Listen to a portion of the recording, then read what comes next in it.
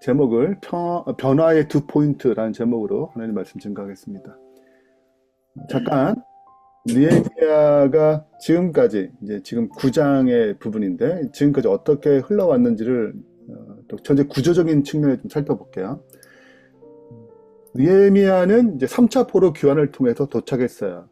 그리고 느헤미야가 예루살렘의 형편을 듣고 1장부터 7장까지 성벽을 재건하는 내용이 앞부분이고 이제 8장부터 13장까지가 신앙을 재건하는 내용으로 구성되어 있어요. 8장 신앙의 재건부터 살펴보자면 제일 먼저 에스라가 요청하죠. 에스라에게 율법을 낭독하라고. 자원하는 마음으로 말씀을 듣고 깨닫고 회개하고 그리고 요 절기다. 우리가 여호와를 인하여 기뻐해야 한다. 그래서 절기를 지킵니다. 그게 8장의 내용이에요. 그리고 그들은 가지 않아요. 하루 쉬고 그 24일부터 더 깊은 회개에 들어갑니다. 금식을 하고 티끌을 무릅쓰고 죄를 고백하면서 과거와 단전하는 선언을 하면서 하나님께 더 깊이 나아가는 내용이 이제 9장의 전반부예요. 3장 어제 살펴봤습니다. 그리고 오늘 내용이 이제 레위인들이 이끄는 회개와 헌신의 기도거든요. 이 기도의 내용을 보게 되면 하나님께서 어떻게 이스라엘 백성을, 즉 계속 불순종하고 목이 곧아가지고 하나님을 거부하는 배반하는 이스라엘 백성을 어떻게 이들을 지속적으로 사랑하셔가지고 지속적으로 구원을 이끄시는 그 하나님의 구속사를 보게 돼요. 그게 기도의 내용입니다. 그리고 이 기도는 헌신을 이끌어냅니다. 결단을 이끌어내요. 그래서 마지막 38절에 새로운 결단과 헌신으로 맞춰요. 그리고 내일 살펴볼 10장은 그 언약을 누가 찍는가, 이 언약을 누가 갱신하는가, 그 인을 치는, 도장을 치는 장면으로 끝을 맺어요.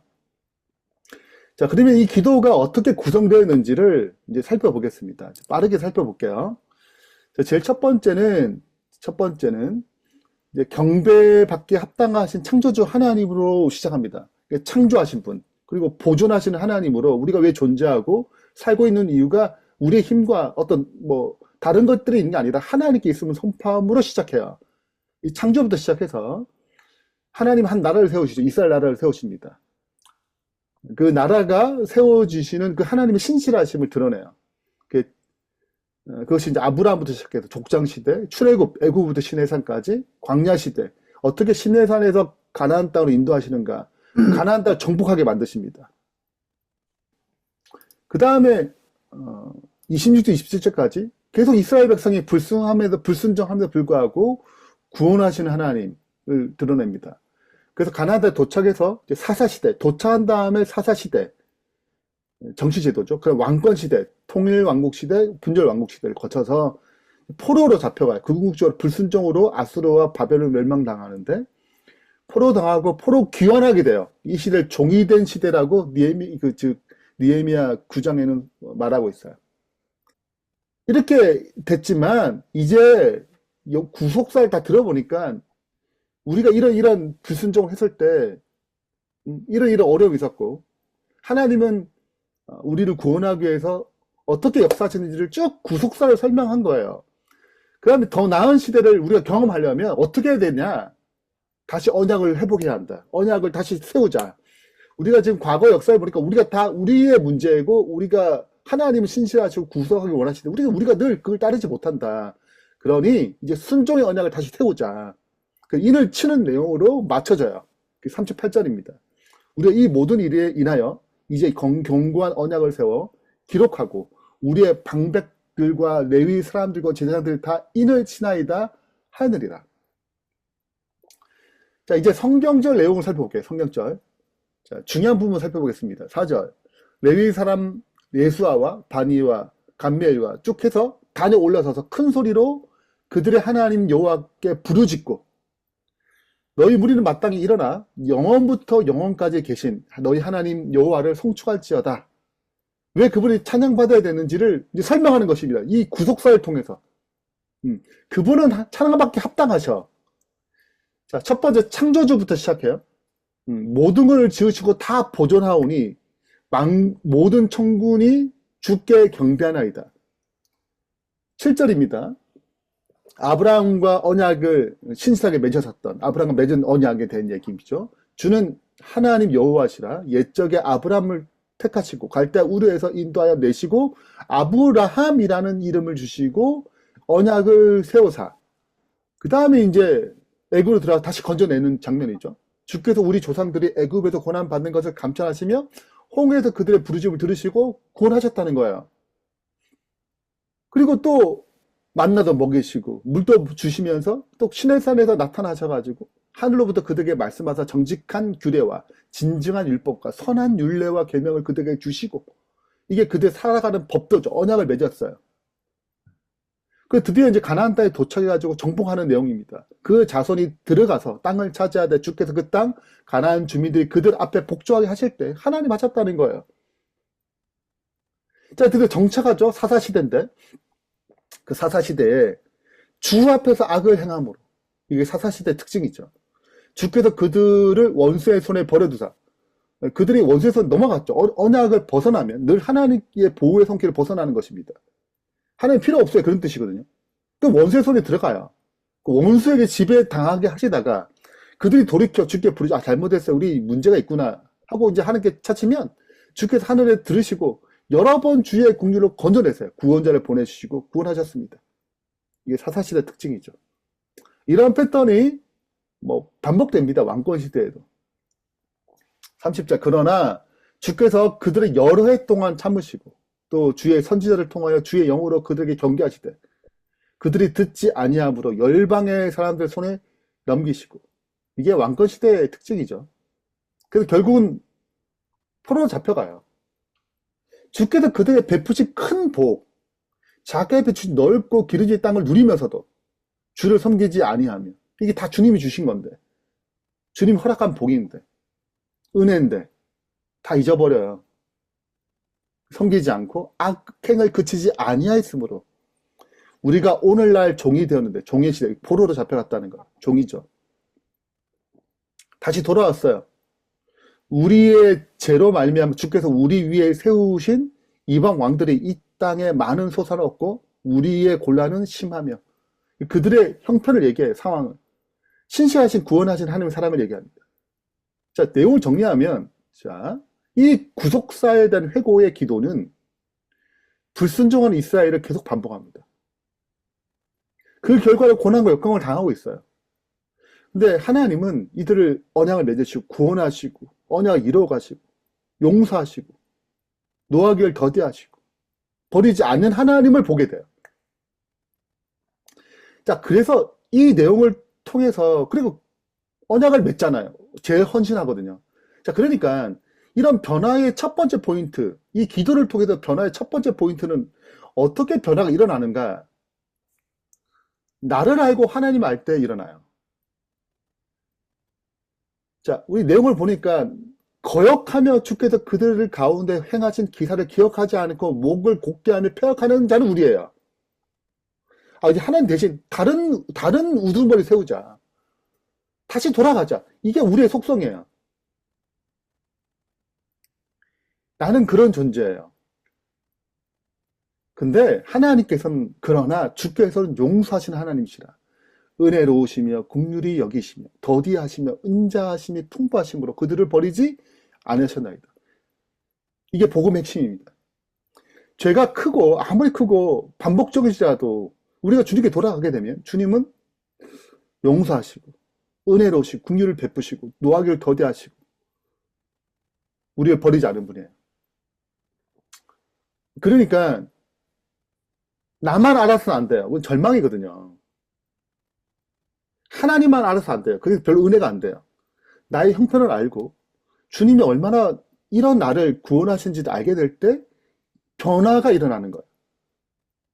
우리가 어제도 살펴봤지만 깊은 성장에는 깊은 어떤 신앙의 성숙에는 반드시 나를 깊이 깨닫고 그분이 용서하시는 구원하시고 회복시키시는 그 능력 많으신 하나님을 알아갈 때 일어나거든요. 이게 계속 일어나면서 변화가 일어나는 거예요.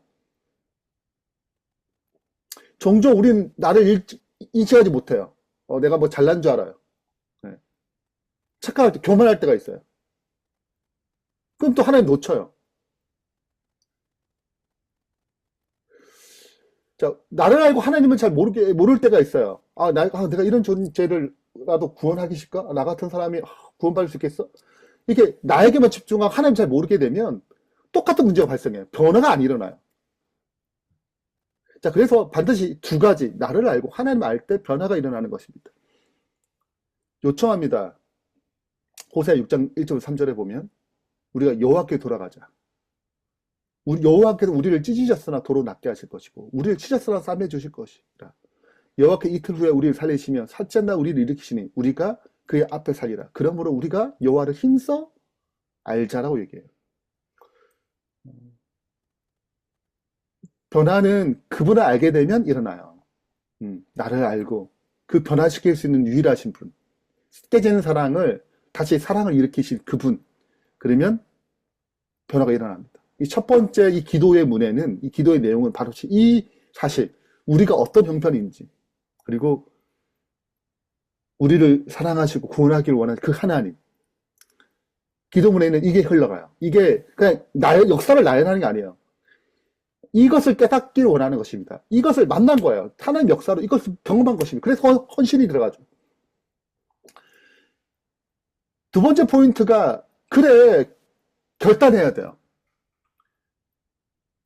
38점, 우리가 이 모든 일에 이제 견고한 언약을 세워 기록하고 흔들지 않은 언약을 맺겠다는 거예요. 그리고 결단합니다. 다 인을 치겠다는 거예요. 변화를 주시고 변화케 하시는 분, 우리를 그분의 뜻에 순종하게 하는 능력은 우리에게 있잖아요. 그분께 있어요. 근데 결단할 때 일어납니다. 왜 변화가 잘 안 일어나는가? 결단하지 않아요. 우리 삶 가운데 중요한 순간에 제대로 결단하지 않아요. 결단하지 않기 때문에 능력이 나타나지 않습니다.